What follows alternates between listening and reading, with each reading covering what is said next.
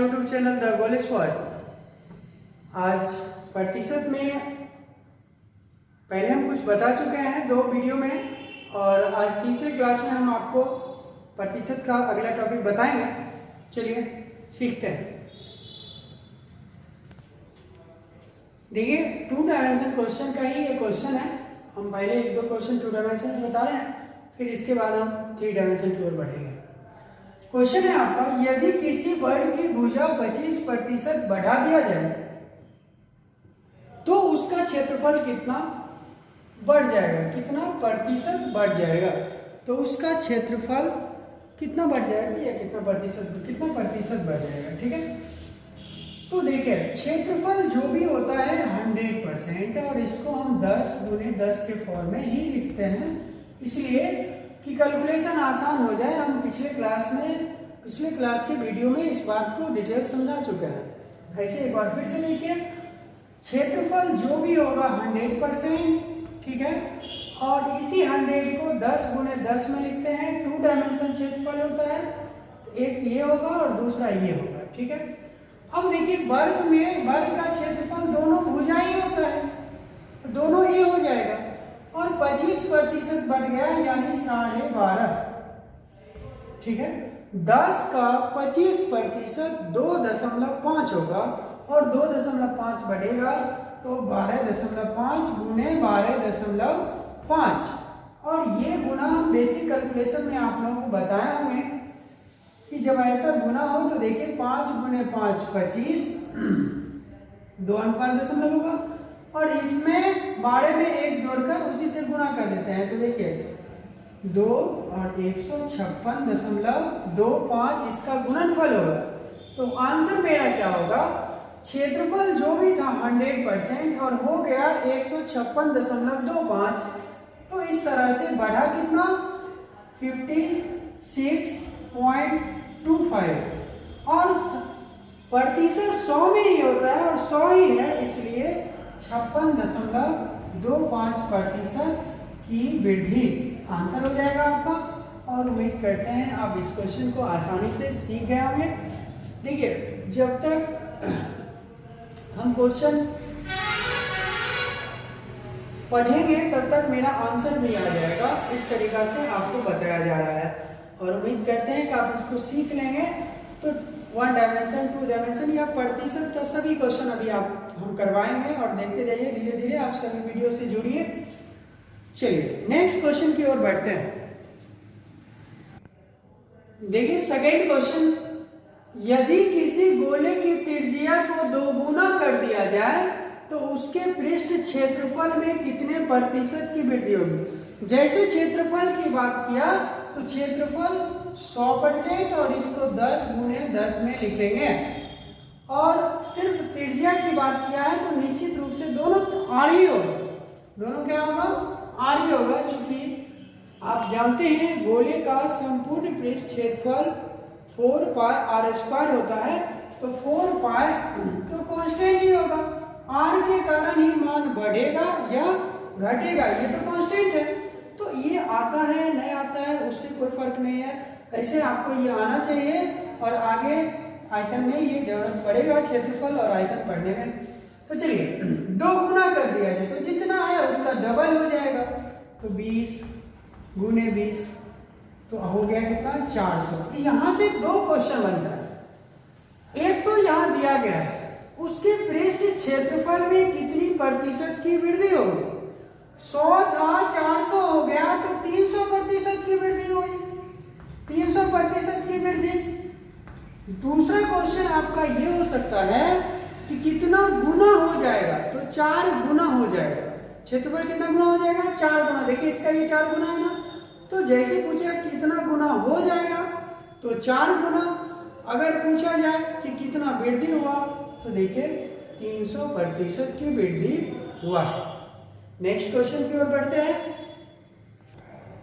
Next question आपका है, यदि किसी वर्ग की भुजा 50% बढ़ा दी जाए तो परिणामी वर्ग के क्षेत्रफल तथा दिए गए वर्ग के क्षेत्रफल में क्या अनुपात होगा। तो देखिए क्षेत्रफल जो भी होता है 100%, और 4 ऑप्शन भी आप आपके सामने है 9:4, 4:5, 4:9 और 5:4। तो सीखिए क्षेत्रफल जो भी होता है 100 10 गुने 10, इसी फॉर्मेट में हम हमेशा से बनाते आ रहे हैं इस क्वेश्चन को और इसी से बनाएंगे। 50% बढ़ जाए तो इसका आधा बढ़ेगा, तो ये हो जाएगा 15 गुने 15 बराबर 225। अब देखिए आपका क्वेश्चन था तो परिणामी वर्ग कितना हो गया 225 और दिए गए वर्ग, दिया गया वर्ग 100 कि में क्या अनुपात होगा 25 से 9 और 25 से 4, 9:4 हो जाएगा। और क्वेश्चन को आप देख रहे हैं कि एकदम आसान, जितना आप क्वेश्चन देख रहे हैं कितना आसानी से बन रहा है, आप इस बात को समझ सकते हैं। तो चलिए हम फिर आगे भी बताएंगे। उम्मीद करते हैं आप इस क्वेश्चन को सीख गए होंगे और इसी तरह आप सीखते रहिए। देखिए अगला क्वेश्चन,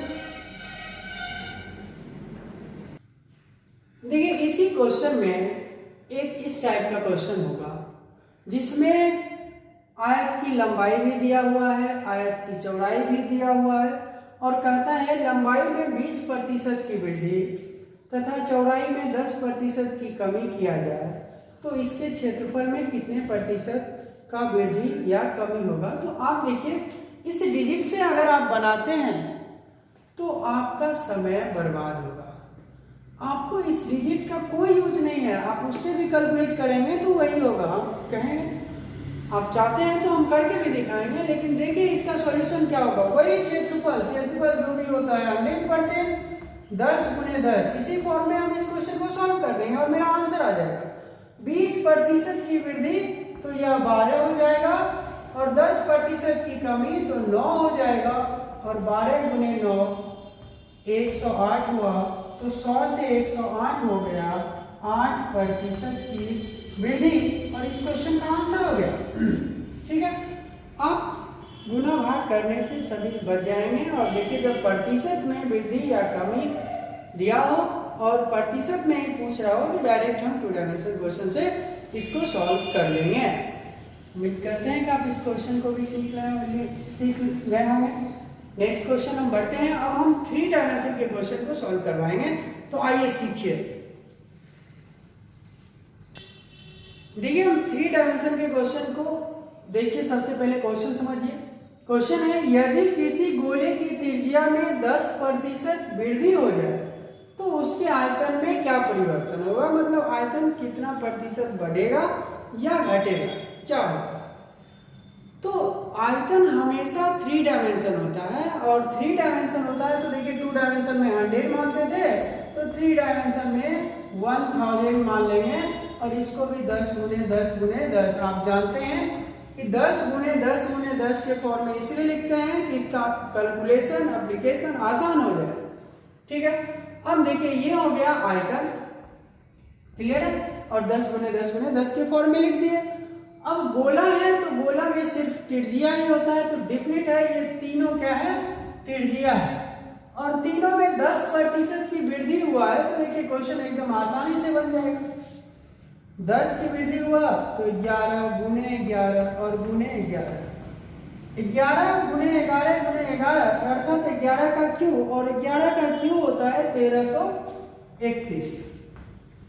ठीक है, अब देखिए 1000 आयतन था और 1331 हो गया तो बढ़ा कितना 331, बढ़ा कितना 331, लेकिन प्रतिशत होता है 100 में और है ये बढ़ा कितना है 1000 में। तो देखिए इसका कैलकुलेशन क्या होगा, एक लाइन और समझ लें। ऐसे तो आप यहीं से डायरेक्ट आंसर दे सकते हैं, लेकिन पहले देखिए 1000 में 331 की वृद्धि है ना, 1000 में 331 की वृद्धि और प्रतिशत होता है 100 में, तो 100 में 33.1% की वृद्धि और ये आपका आंसर हो गया।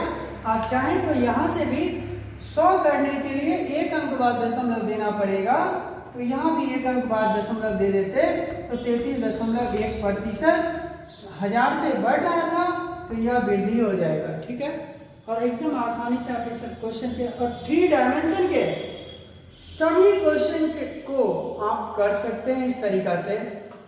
उम्मीद करते हैं आप इस बात को समझे होंगे, सीखे होंगे।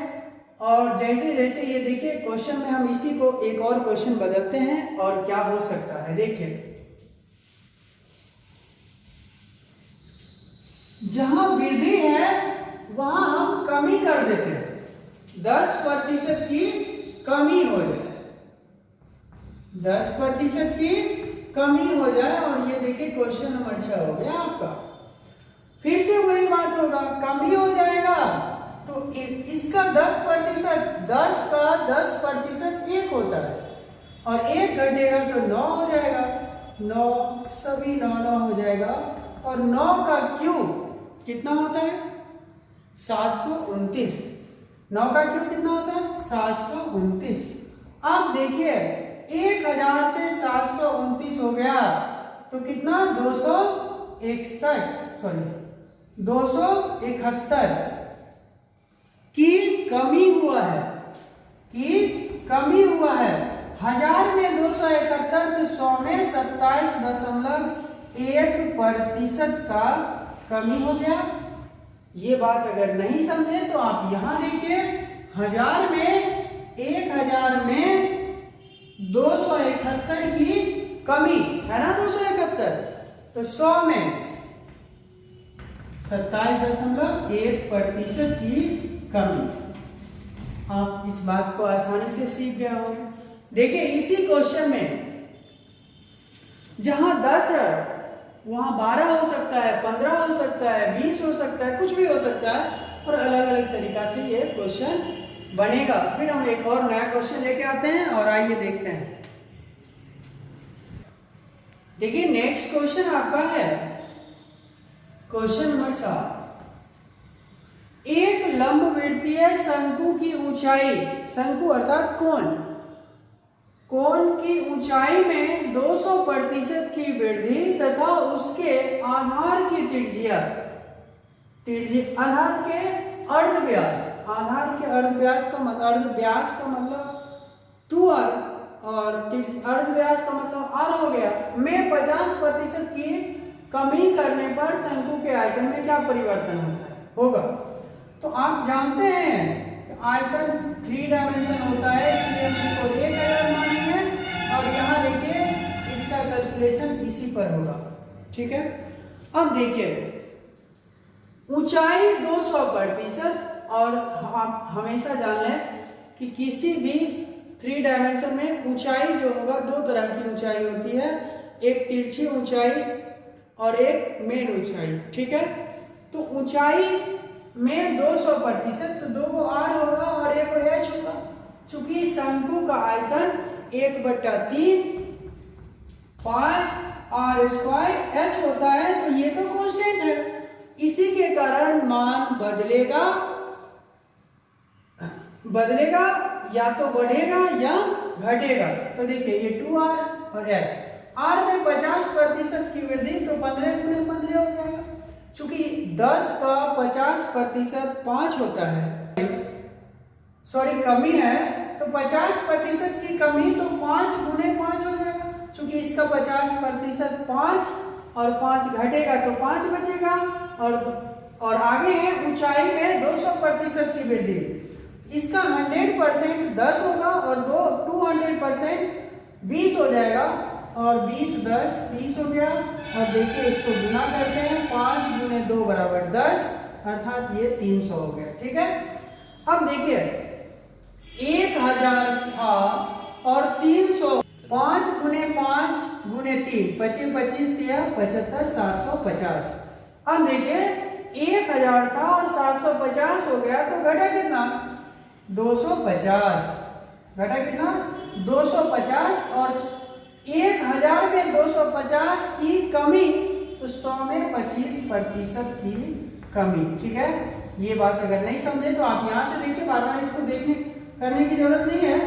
250 की कमी तो 100 में 250 बटे 1000 गुने 100। अब बताइए ये करना जरूरी है या